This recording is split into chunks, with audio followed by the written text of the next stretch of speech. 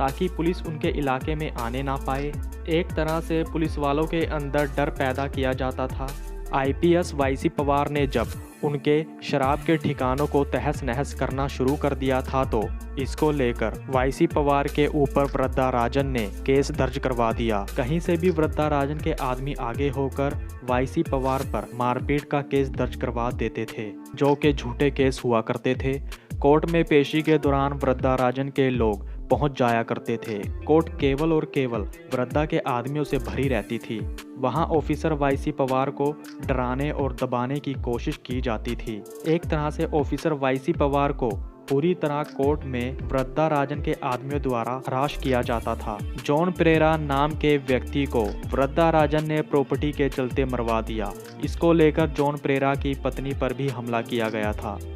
हाजी मस्तान के धंधे की प्रोटेक्शन वृद्धा राजन फ्री में किया करता था। वृद्धा राजन ने लोगों की धार्मिक भावनाओं के साथ भी खिलवाड़ किया। कहते हैं मटुंगा पुलिस स्टेशन के पास रेलवे प्रॉपर्टी पर गणपति जी के उत्सव पर 10 से 12 दिन लोगों का आना जाना लगा रहता था।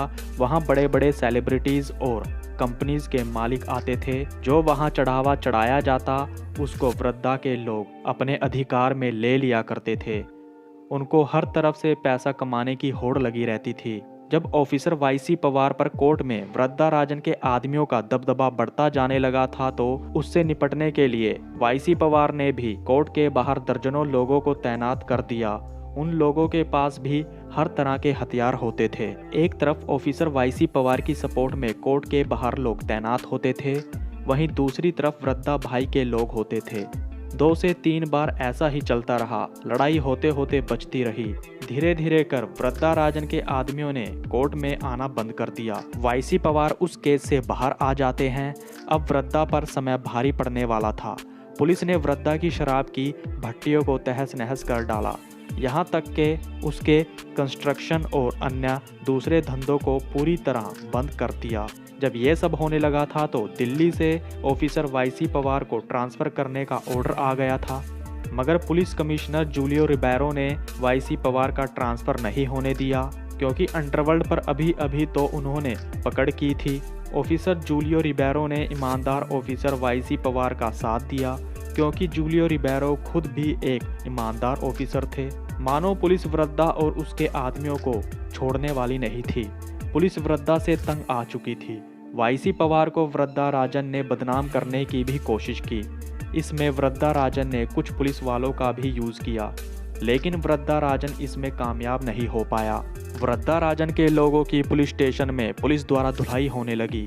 जो आदमी एक समय पुलिस वालों के मुंह पर गालियां दे दिया करते थे, अब पुलिस मानो वो सारी कसर निकाल रही थी।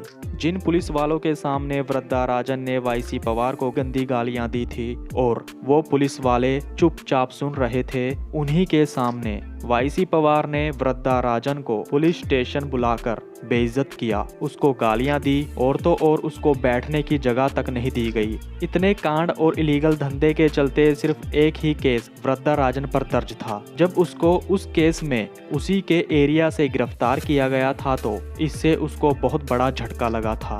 कहते हैं उस दिन के बाद से वृद्धा राजन का घमंड चूर चूर हो गया था। उसका दबदबा कम होने लगा था। वृद्धा राजन के आदमियों ने पुलिस के डर से वृद्धा राजन से किनारा कर लिया था। जब वृद्धा राजन बेल पर बाहर आया तो वो मुंबई छोड़ मद्रास चला जाता है। जाने से पहले वो इसके बारे में हाजी मस्तान को बताकर जाता है। वृद्धा राजन बीमार रहने लगा था। उसकी आखिरी इच्छा यही थी कि उसका अंतिम संस्कार मुंबई में किया जाए। जब वृद्धा राजन की मृत्यु की खबर हाजी मस्तान तक पहुंची तो हाजी मस्तान ने अपनी दोस्ती का फर्ज निभाया। हाजी मस्तान चार्टर्ड प्लेन से मद्रास से उसकी डेड बॉडी को मुंबई लेकर आए और तब जाकर वृद्धा राजन का अंतिम संस्कार किया गया।